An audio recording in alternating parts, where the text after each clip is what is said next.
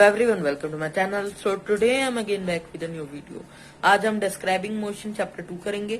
I hope आपने वो chapter 1 मेरा देख लिया होगा, और अगर नहीं देखा है तो पहले चैप्टर 1 को देख लीजिए. चलिए अब हम चैप्टर 2 डिस्क्राइबिंग मोशन पढ़ेंगे. तो आज हम सेकंड चैप्टर डिस्क्राइबिंग मोशन पढ़ेंगे, जैसा मैंने पहले ही बता दिया है आपको. अब आप मोशन से क्या समझते हैं वो मैं मोशन की एक्सप्लेनेशन देने से पहले मैं आपको बता देता हूँ मोशन की डेफिनेशन क्या होती है. इसकी डिटेल डेफिनेशन ये है, N object is said to be in motion if it changes its position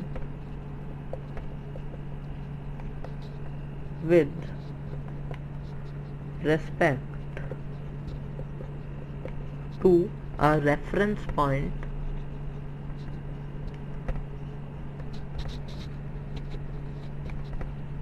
as time passes. देखिए ये है डिटेल्ड डेफिनेशन ऑफ मोशन. किसी भी ऑब्जेक्ट को मोशन में तब कहा जाता है जब वो अपनी पोजीशन, मतलब जिस जगह पर वो है उस जगह को वो कुछ समय के अंतर में अपनी जगह को बदल देता है. जैसे कि ऑब्जेक्ट ए है, ऑब्जेक्ट का नाम ए है मान लीजिए. तो मतलब अब 5 सेकंड बाद मान लीजिए 5 सेकंड बाद ये ऑब्जेक्ट यहाँ पे है. तो ये ऑब्जेक्ट जो है इस पोजीशन पे जब ये यहाँ होगा तब ये चल रहा होगा. ऑब्जेक्ट यहाँ पे रुक गया है, ऑब्जेक्ट यहाँ रुका हुआ था, यहाँ रुक गया है. अब देखिए यहाँ पे जो बीच में इस वो डिस्टेंस को ट्रेवल करते हुए इस ऑब्जेक्ट को कहा जाएगा कि ये ऑब्जेक्ट मोशन में है. कि मतलब ये ऑब्जेक्ट अपने कुछ टाइम इंटरवल में अपनी पोजीशन चेंज करता है, और with respect to reference point. अब आप समझेंगे इससे क्या होगा. जैसे कि रेफरेंस पॉइंट, इसे P मान लीजिए, इस पॉइंट को Q. तो ये जो रेफरेंस पॉइंट है ये रेफरेंस पॉइंट P है. मतलब इस पॉइंट को अगर हम देखें तो इस पॉइंट से इस ऑब्जेक्ट की पोजीशन बदली है. तो ये मोशन को आप ये तो समझ चुके हैं. लेकिन अब एक और बात है, मोशन के अलावा एक बात होती है रेस्ट. तो रेस्ट, जैसे कि ये ऑब्जेक्ट यहाँ रुका हुआ है तो उसे बोलेंगे object is at rest. So object A is at rest. चलिए देखते हैं अब रेस्ट की डिटेल डेफिनेशन क्या होती है. अभी देखते हैं, इसे रब कर देते हैं हम. वैसे तो आप रेस्ट समझ ही गए होंगे क्या है, जब कोई ऑब्जेक्ट अपनी पोजीशन नहीं बदलता है. इसकी भी ऐसी मिलती जुलती डेफिनेशन है रेस्ट की भी, मोशन जैसी. अगर आपको मोशन की डेफिनेशन पता है तो आपको रेस्ट की डेफिनेशन तो पता ही होगी. अगर आपको ये पता है, देखिए रेस्ट, इसकी डेफिनेशन है N object is said to be in rest. बस इसमें इसका उल्टा, if it does not change its position with respect to a reference point as time passes. देखिए इस डेफिनेशन में बिल्कुल उसका उल्टा है. उसमें था an object is said to be in motion if it changes its position with respect to time, लेकिन with respect to reference point. लेकिन इसमें रेस्ट में इसका उल्टा है. इसमें ऑब्जेक्ट पोजीशन चेंज नहीं करता है, टाइम जैसे ही पास करता है with respect to reference point. इसमें भी मैं बना के दिखा देता हूँ. जैसे पॉइंट P है, ये पॉइंट Q है. ये जो ऑब्जेक्ट है A, अगर ये A ऑब्जेक्ट मतलब अब 5 सेकंड बीत चुके हैं पर ये ऑब्जेक्ट अभी भी इसी पोजीशन पर है, तो ये ऑब्जेक्ट ने पोजीशन चेंज नहीं करी, तो ये मतलब रेस्ट पे है. तो अब देखते हैं, हम आगे और भी चीजें पढ़ेंगे. अब हम पढ़ेंगे रेस्ट और मोशन. आई एम श्योर आपको क्लियर होगा इसका कॉन्सेप्ट. अब इसमें एक बात और आती है, एक हम जब अब जो हम पढ़ने वाले हैं वो है इसी चैप्टर में, एक सेकेंड, स्केलर क्वांटिटी और vector quantity. Don't be confused, बहुत ही सिंपल कॉन्सेप्ट है, one of the simplest concept. बस आपको इतना याद रखना है, जो स्केलर क्वांटिटीज होती हैं उसमें सिर्फ ओनली मैग्नीट्यूड होता है, सिर्फ मैग्नीट्यूड होता है उनका। मैं जैसे आपको एक्सप्लेन करता हूँ, जैसे कि कोई चीज़ की लेंथ है, मान लीजिए ये लेंथ है एक चीज़ की, ये लेंथ है, इसमें अब आपको कुछ डायरेक्शन उसके बारे में तो पता नहीं। लेंथ अगर आप बोलेंगे तो मीटर्स में बोल रहे हैं तो 25 मीटर्स मान लीजिए, या अगर आप कहें क्योंकि डेंसिटी है 25 मीटर क्यूब है, या फिर सेंटीमीटर क्यूब, कुछ भी हो सकता है।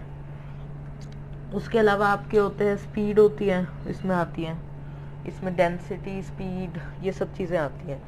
तो अब देखिए इसमें अब आपको अब आप डेफिनेशन अगर बोलेंगे तो these are the quantities in which, मैं पूरी डेफिनेशन नहीं लिख रहा हूँ, these are the quantities in which only magnitude is known. तो आप बोलेंगे मैग्नीट्यूड ही तो होता है ज़्यादातर क्वांटिटीज में, पर नहीं, कुछ क्वांटिटीज जैसे मैं आपको बताता हूँ, जैसे ये डिस्टेंस, मान लीजिए डिस्टेंस है, उसको आपको सिर्फ मैग्नीट्यूड बताया 25 किलोमीटर का डिस्टेंस है। लेकिन कुछ क्वांटिटीज जैसे होती है जिसमें वो मैग्नीट्यूड तो नोन होता ही है, साथ में only both magnitude and direction भी नोन होती है इन क्वांटिटीज में।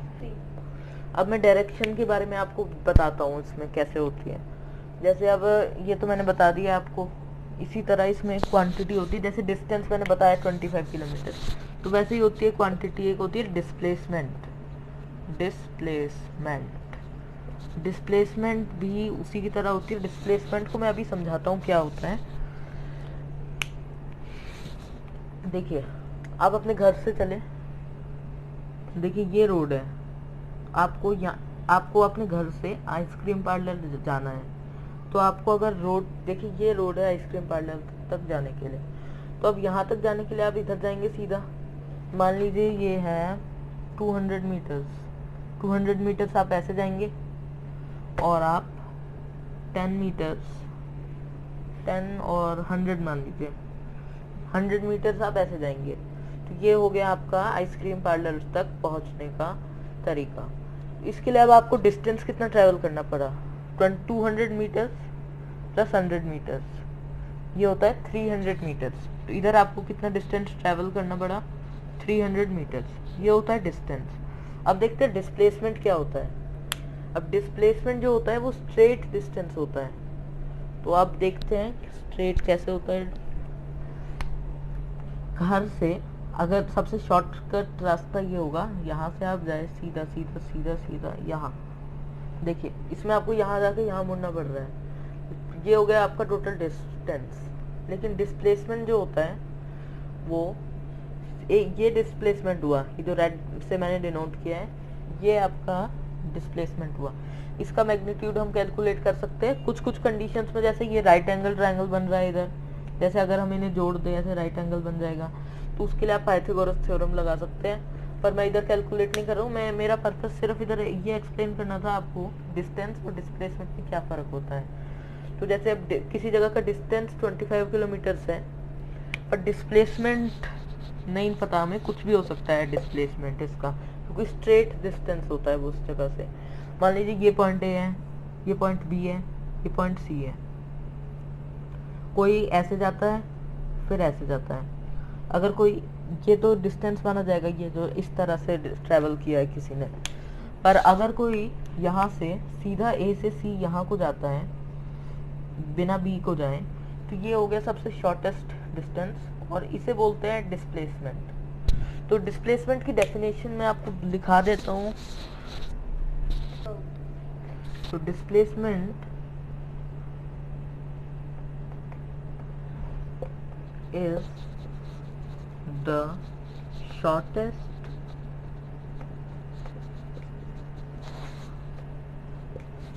distance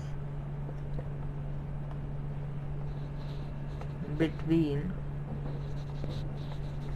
any two places। अब आप सोचेंगे डिस्प्लेसमेंट में डायरेक्शन कैसे नोन है। इसमें डायरेक्शन ऐसे नोन है जैसे आप किसी पॉइंट से किसी पॉइंट तक जा रहे हैं, यहाँ तक तो आपको डिस्टेंस तो आप कुछ नहीं देखते, कितना आपने ट्रैवल किया सिर्फ आप वही देखते हैं। लेकिन डिस्प्लेसमेंट जो होता है उसमें डायरेक्शन ऐसे नोन होती है कि इस पॉइंट से इस पॉइंट तक जाने के लिए स्ट्रेट रास्ता, शॉर्टेस्ट रास्ता, सिर्फ एक ही रास्ता है, ऐसा सबसे ज़्यादा शॉर्टेस्ट। तो इस वजह से डिस्प्लेसमेंट में हम कह सकते हैं कि हमें वो नोन, ये डायरेक्शन भी नोन होती है। इसमें डायरेक्शन पर भी डिपेंड करता है डिस्प्लेसमेंट, पर डिस्टेंस डायरेक्शन पर डिपेंड नहीं करता, सिर्फ वो मैग्नीट्यूड कितना है। ये दोनों किलोमीटर या मीटर यूनिट सेम ही होती है इनकी नापने की। हमने डिस्टेंस और डिस्प्लेसमेंट तो डिस्कस कर लिया। अब हम करेंगे इसी में स्केलर क्वांटिटी, एक और स्केलर क्वांटिटी होती है, वो होती है स्पीड, और इस साइड वेक्टर क्वांटिटी होती है वेलोसिटी। अब स्पीड और वेलोसिटी में हम डिफरेंशिएशन करते हैं, आपको शायद करा हो कि नहीं, देखते हैं इसमें क्या डिफरेंस होता है स्पीड और वेलोसिटी में। स्पीड को हम कैसे डिफाइन करते हैं? Speed is distance per unit time, kilometre per hour, metre per second ऐसे होता है, पर ये डिस्टेंस पर डिपेंड करता है स्पीड। और अब वेलोसिटी के बारे में देखते हैं। वेलोसिटी इसी का उल्टा, उल्टा तो नहीं पर डिफरेंट होता है, डिस्प्लेसमेंट पर यूनिट टाइम। तो तभी अगर ये डिस्प्लेसमेंट पर डिपेंडेंट होता है वेलोसिटी, आपको मैंने बता दिया है कि डिस्प्लेसमेंट जो होता है वो वेक्टर क्वांटिटी होता है, मतलब कि डायरेक्शन भी हमें पता होती है उसमें। तो अगर हमें डायरेक्शन पता है, अगर ये डिस्प्लेसमेंट वेक्टर क्वांटिटी है तो वेलोसिटी भी वेक्टर क्वांटिटी होगी, क्योंकि डिस्प्लेसमेंट पर यूनिट टाइम है, कितने टाइम में कितना डिस्प्लेसमेंट हुआ। जैसे कि अब आप देख लीजिए कि 5 मीटर पर सेकंड है, तो मतलब 5 मीटर का डिस्प्लेसमेंट 1 सेकंड में होता है, और अगर यहाँ 5 मीटर पर सेकंड है उसका मतलब होगा 5 मीटर का डिस्टेंस 1 सेकंड में कवर होता है।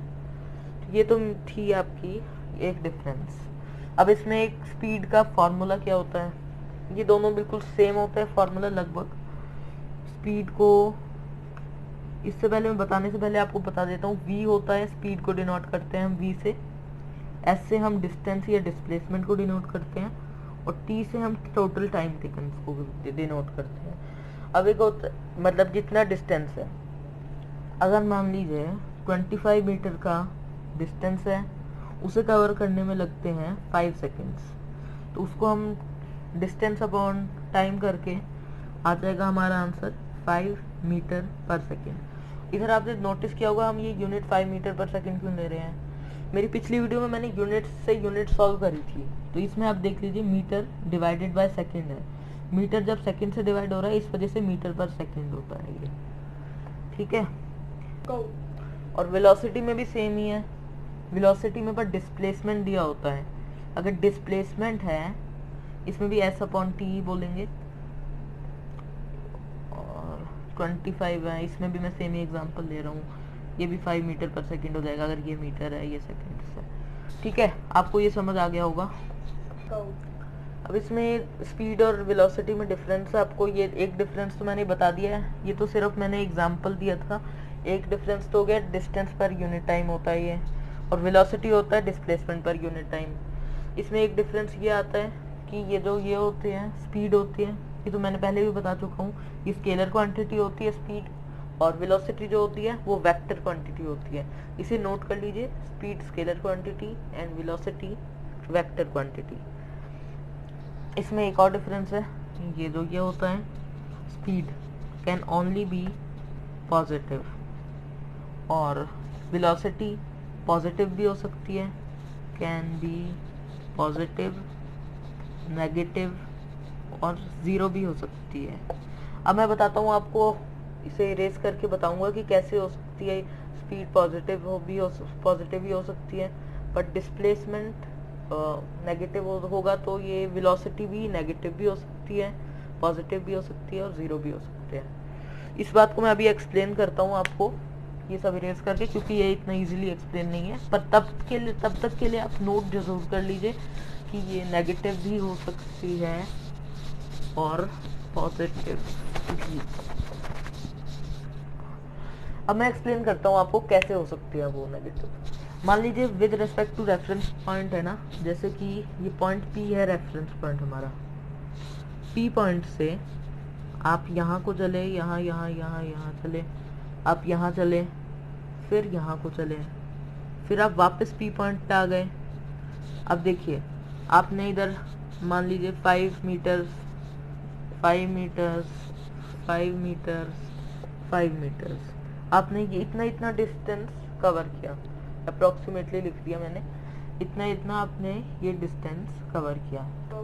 इधर आपका जो डिस्टेंस होगा, इधर आपने डिस्टेंस कितना ट्रेवल किया, 5 4 20, इधर आपने 20 मीटर्स का डिस्टेंस ट्रेवल किया। पर आप देखेंगे इधर जो इसी पॉइंट पर आ गए हैं आप वापस, तो इधर से शॉर्टेस्ट डिस्टेंस 0 होगा इधर का, क्योंकि अब डिस्प्लेसमेंट जो होगा, ये तो डिस्टेंस हो गया 20 मीटर, बट डिस्प्लेसमेंट जो है, डिस्प्लेसमेंट इस पोजीशन पे 0 होगा डिस्प्लेसमेंट। ठीक है, अब देखिए अब अगर डिस्टेंस 20 मीटर है और डिस्प्लेसमेंट 0 है, अब हम स्पीड और वेलोसिटी के बारे में बात करते हैं। इसी एग्जांपल पर स्पीड होता है वो डिस्टेंस अपॉन टाइम होता है। तो मान लीजिए इस पूरे प्रोसेस में आपको लग गए, मान लीजिए कितना लगेगा आपको, 30 सेकेंड्स लग गए। ठीक है, 30 सेकेंड्स लग गए और 20 मीटर्स ट्रैवल करे आपने, तो आपकी स्पीड कितनी होगी, distance upon time 20 metre upon 30 seconds. ठीक है, कैलकुलेट कर लेना आप खुद ही, ये 0 से 0 कट गए, 2/3 0.6 बार मीटर पर सेकेंड कर लिया मैंने कैलकुलेट। तो स्पीड आपकी इतनी हो गई। अब देखते हैं वेलोसिटी कितनी होगी आपकी। वेलोसिटी डिस्प्लेसमेंट अपॉन टाइम होता है, तो डिस्प्लेसमेंट हमारा 0 है, हमने पहले ही बता दिया था, और टाइम हमारा 30 सेकेंड्स है, तो ये हो गया 0। अब देख लीजिए वेलोसिटी 0 हो सकती है, पर जो स्पीड है वो स्पीड कभी भी 0 नहीं हो सकती है, क्योंकि डिस्टेंस अगर हमने ट्रैवल किया है तो 0 डिस्टेंस नहीं हो सकता है, क्योंकि ये can only be positive. Speed तो डिस्टेंस तो 0 हो भी सकता है, फिर भी अगर हम कहीं गए ही नहीं।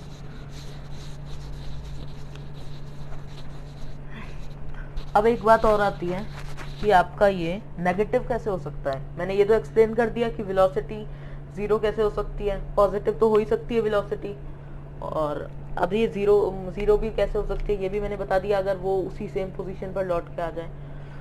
ऐसा कुछ केसेस में ऐसे होता है, जैसे मान लीजिए ये आपका यहाँ से जाना है, आपको ये पॉइंट ए मान लेते हैं, ए पॉइंट से आप सीधा जाके बी पॉइंट पे गए। ठीक है, ए से बी का डिस्टेंस है 100 मीटर्स। ठीक है, आप पहले ऐसे गए 100 मीटर्स, और फिर आप वापस आए इधर से आप वापस आके यहाँ गए, इधर पहुँच गए आप सी पॉइंट पे, और सी पॉइंट यहाँ से है 50 मीटर्स में मान लीजिए।